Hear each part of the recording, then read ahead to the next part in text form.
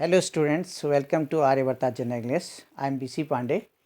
Today I am going to tell you about future perfect continuous tense. This is the last tense of this series as we are studying for a long time the tenses.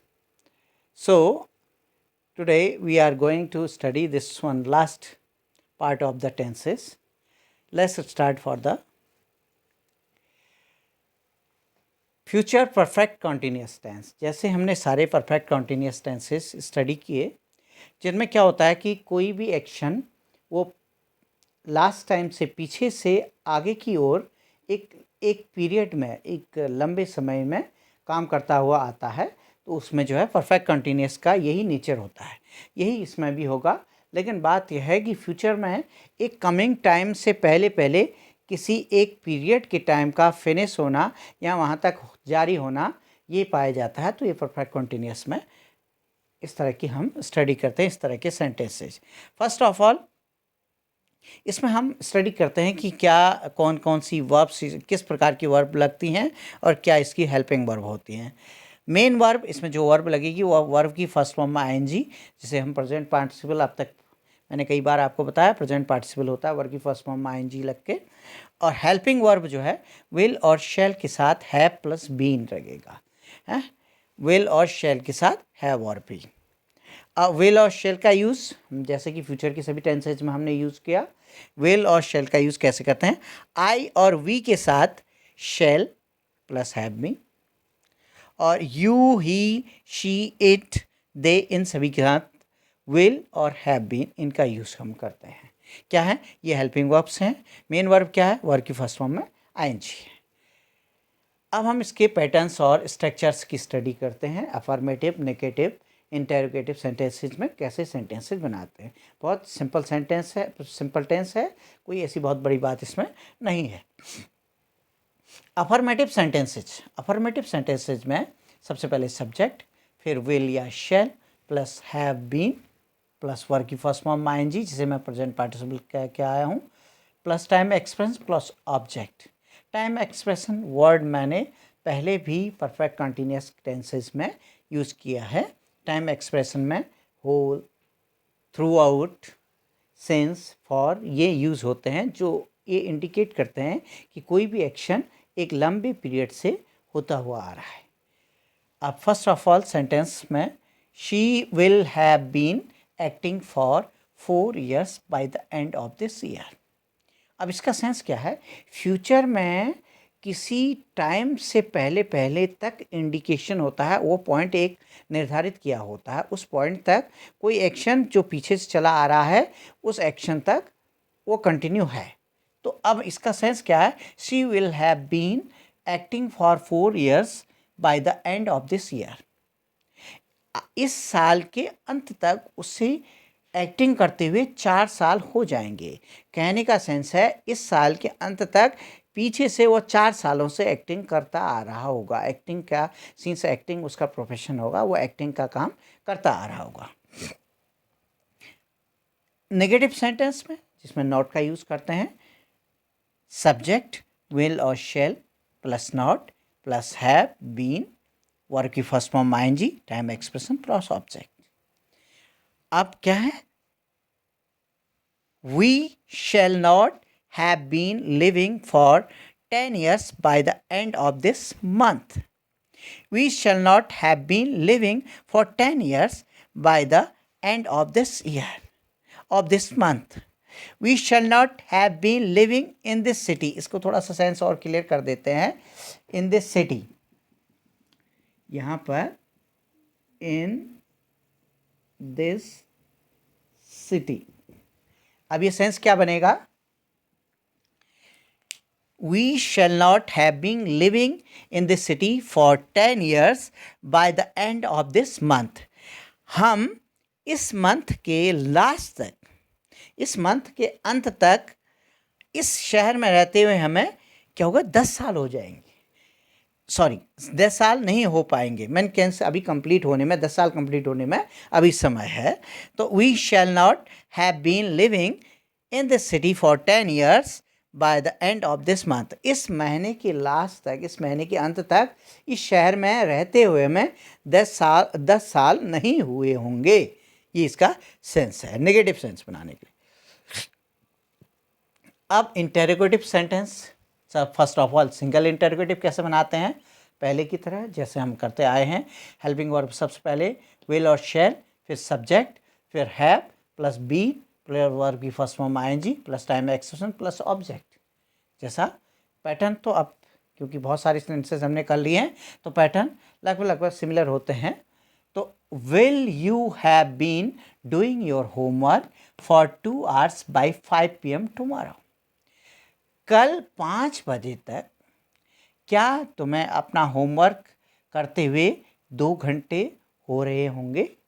कल की बात है, 5 बजे जो एक fix point है उस point तक तुम्हें काम करते हुए 2 घंटे हो जाएंगे। ये सेंस है कि कहने का मीन्स है कि कल 5 बजे तक तुम जिसमें काम कर रहे होगे कल 5 बजे, तो तुम्हें 5 बजे तक काम करते हुए, यानी कि 5 बजे से पहले से आप काम कर रहे होंगे। तो पहले से काम करते हुए आपको will you have been doing your homework for 2 hours by 5 PM tomorrow. कल 5 बजे तक तुम्हें अपना होमवर्क करते हुए क्या कितने वर्क 2 घंटे हो गए होंगे। ये क्वेश्चन वर्ड है। तो 2 घंटे कहने का सेंस क्या, 5 बजे तक तुम अपना होमवर्क करते हुए 2 घंटे से आप होमवर्क कर रहे होगे, ये कहने का सेंस है। क्या 5 बजे तक आप अपना होमवर्क करते हुए मीन्स अपना होमवर्क 2 घंटे से कर रहे होगे, ये सेंस है। 2 घंटे का एक पीरियड है। डबल इंटरोगेटिव में क्या होगा, क्वेश्चन वर्ड होगा विल और शैल, फिर सब्जेक्ट, फिर हैव बीन प्लस वर्ब की फर्स्ट फॉर्म आईएनजी, फिर टाइम एक्सप्रेशन, फिर object. Tomorrow by the time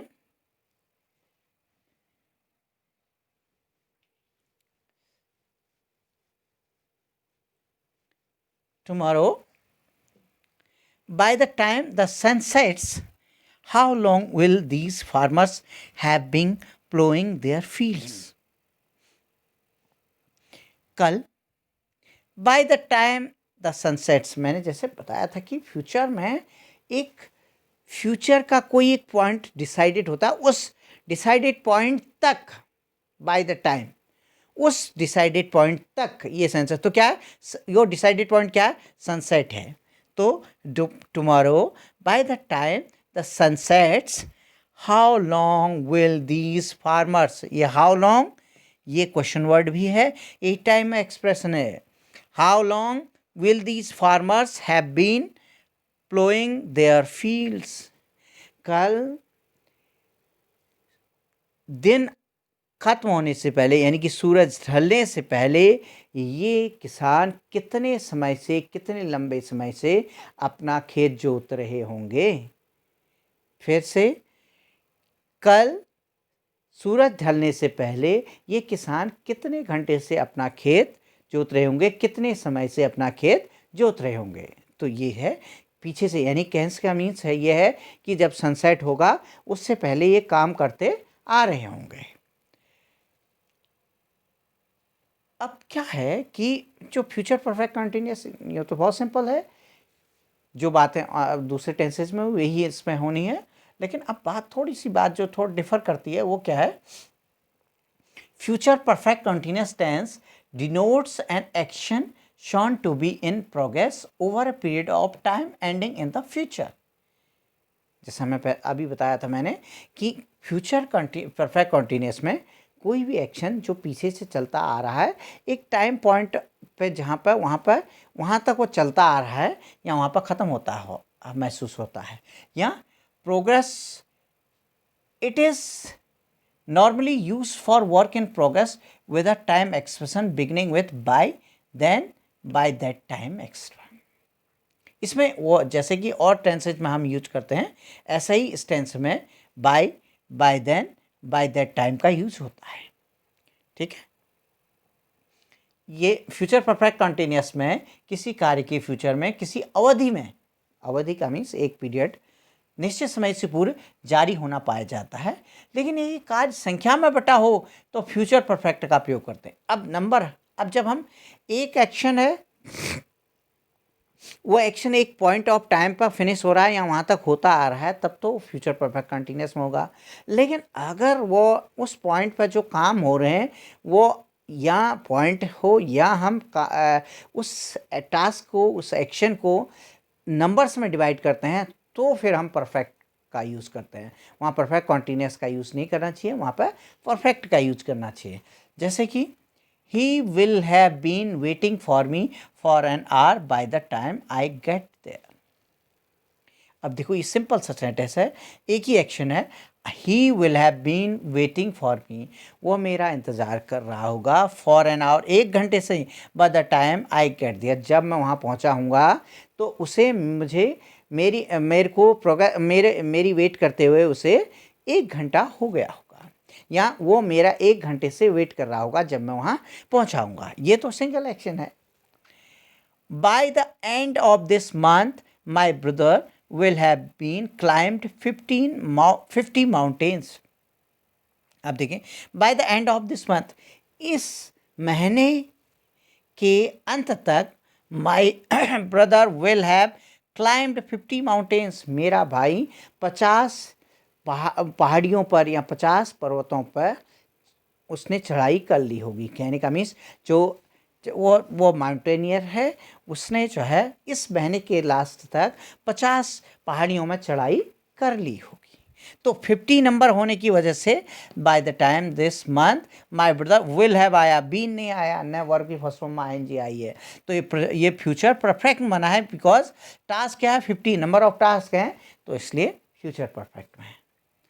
You will not have written 10 letters by 4:30 PM tomorrow। कल 4:30 बजे तक तुम 10 लेटर, यू विल नॉट, अब तुम 10 लेटर नहीं लिख चुके होगे या तुमने 10 लेटर कंप्लीट नहीं किए होंगे।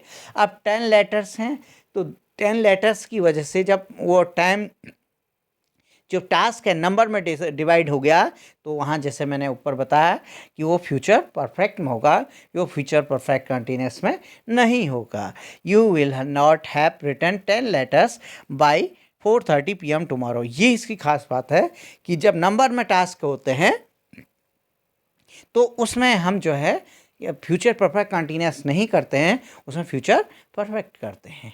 ये फ्यूचर परफेक्ट कंटिन्यूस और टेंस सीरीज का ये लास्ट टेंस था। आई थिंक कि ये टेंसेज आपको क्लियर हुए होंगे। सारे टेंसेज आप एक बार मेरी सारी वीडियोस देख के उनको क्लियर कर लीजिएगा। इसके बाद मैं एक जॉइंट प्रैक्टिस एक्सरसाइज इस पर वीडियो बनाऊंगा, जिसमें सभी टेंसेज के ये जो मैंने रूल्स बताए हैं उन्हीं का यूज़ होना है। तब तक के लिए थैंक्स। इस वीडियो को शेयर कीजिए, लाइक कीजिए, और फर्दर मोटिवेशन के लिए इसे और जो है ये सब्सक्राइब कीजिए चैनल को। Thank you.